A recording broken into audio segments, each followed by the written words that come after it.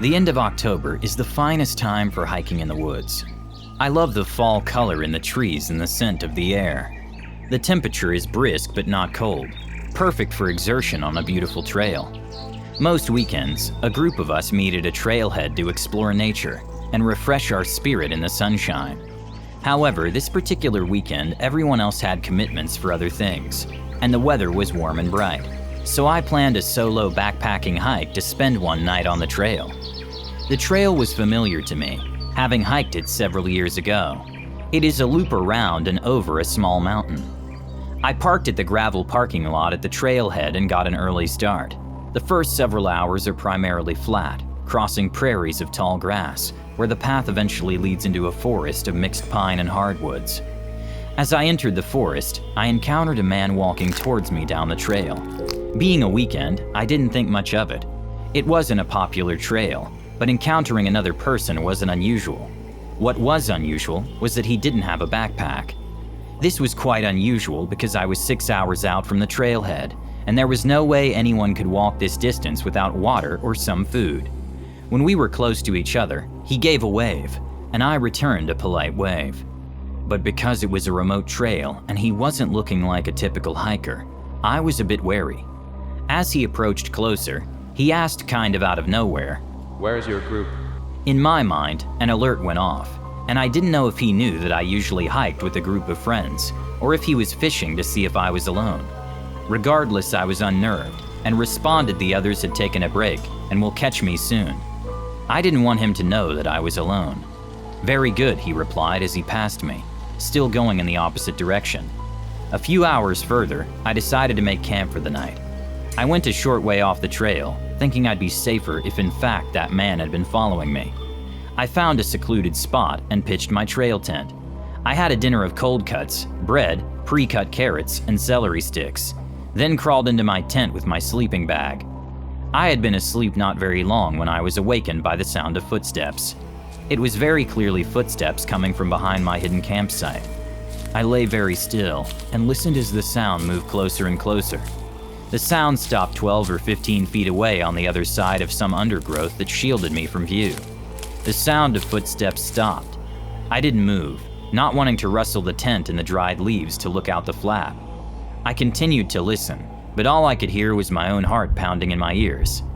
At dawn, I quietly unzipped the tent and climbed out. I didn't see anyone, so I quickly packed my tent and sleeping bag. On my way out, I saw evidence of footprints not 15 feet from where I had pitched my tent. Without a doubt, someone had been searching for me in the night.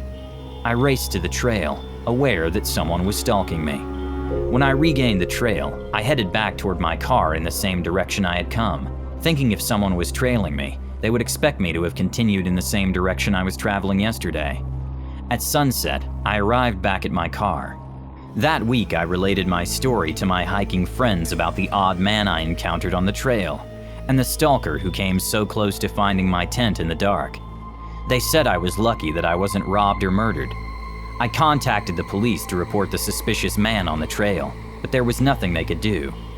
I will never know what the man intended or how much danger I was in. I feel lucky I took precautions to find the secluded tent site that night.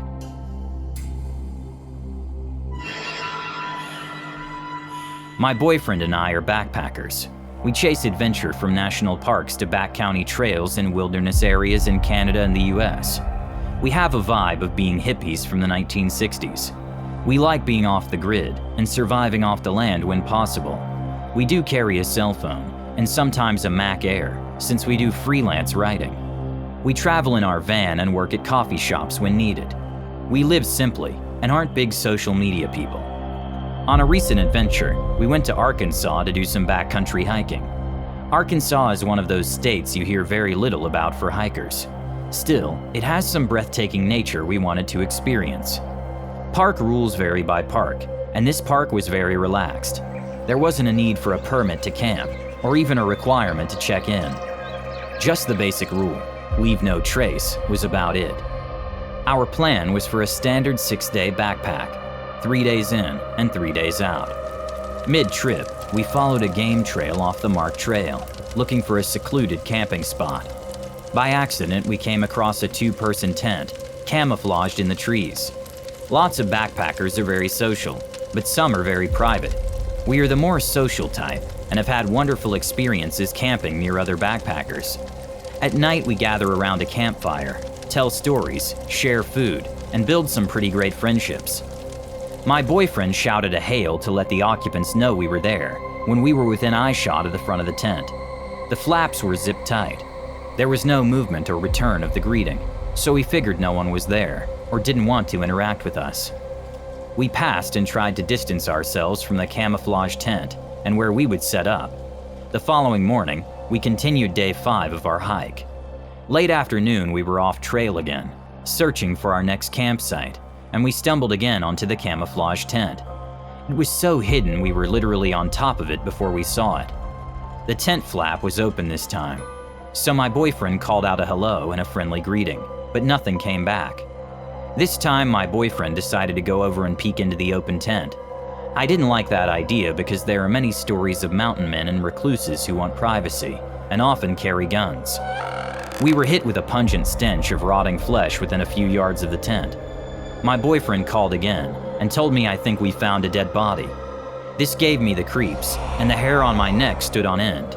I was instantly terrified of what we may have found. The closer we got, the more horrific the putrid odor. I thought we would find a rotting corpse of some hermit camper, but what we discovered was even more terrifying. We covered our mouths and nose with bandanas and looked inside. To our shock was a dead deer. Its head is severed from the body. The body was wrapped in a Hudson River blanket completely soaked in blood. The legs cut from the body were laid end to end along the animal's side. The tent was swarming with flies. The jaw of the deer was twisted and broken, so that it gaped open in a terrible demonic smile.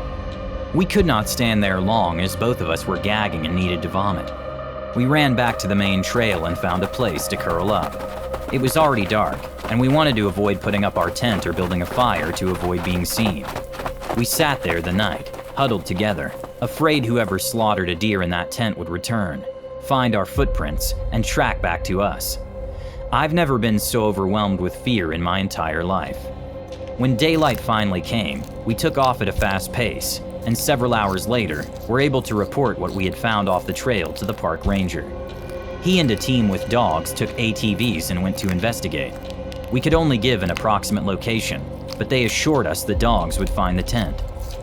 We're still hippie backpackers, but we no longer call out to tents as we pass, and we indeed never go to investigate.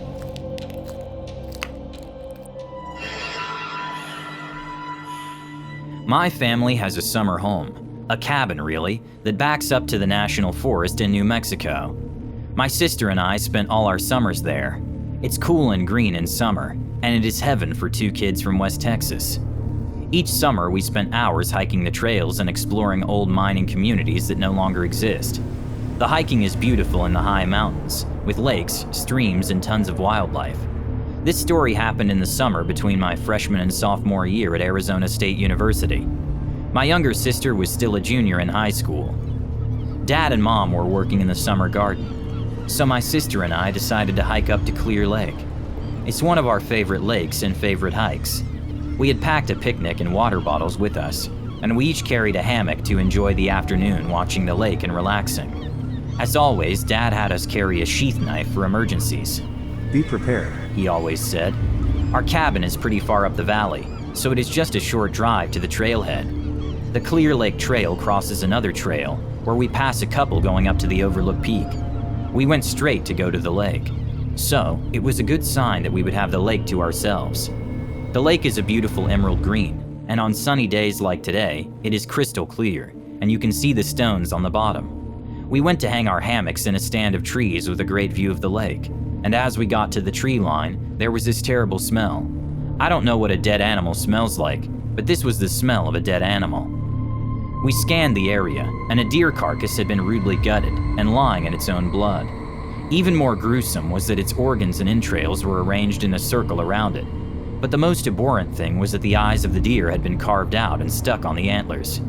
It was nauseating, and we couldn't believe someone could be so loathsome. It wasn't being cleaned as from a hunt, but prepared in some demonic ritual. I started to turn away, and my sister grabbed my hand, shaking in fear and pointing into the woods. I followed her gaze, and a half-naked man was standing in the shadow of the trees, covered from head to foot in blood. Dad's teaching was streaming through my head. If you ever find yourself in a situation where you're afraid, find a way to exert control. So I boldly stepped forward and said to the blood-soaked man, "Nice kill." He just stared with a glazed, crazy look in his eyes, and I met his eyes and stared back without blinking. I placed my hand on the hunting knife I had sheathed on my belt to transmit that I wasn't unarmed and helpless. With as much courage as I could, I spoke again. "A great day to hunt." The blood-soaked, crazy-eyed man stood unmoving. My sister and I backed away, then turned and ran. We left our backpacks and hammocks and moved as quickly as we possibly could down the trail to the car. I had that premonition that something abhorrent was following us, but I saw nothing in the glimpses back over my shoulder. Then my sister shouts, "I hear him, he's barking." And from not far behind us but out of sight, we could clearly hear the sound of a dog or wolf barking and howling. "Don't look back, run," my sister shouted to me. We made it back to the car and beelined for home and told Mom and Dad. Dad organized a group of neighbors, and the following day went back up to the lake. They found the deer carcass in our empty backpacks. Deeper in the woods, they found a primitive campsite where someone was obviously living. Still, there was no sign of anyone around. Years have passed, but that chilling nightmare keeps us from hiking to Clear Lake.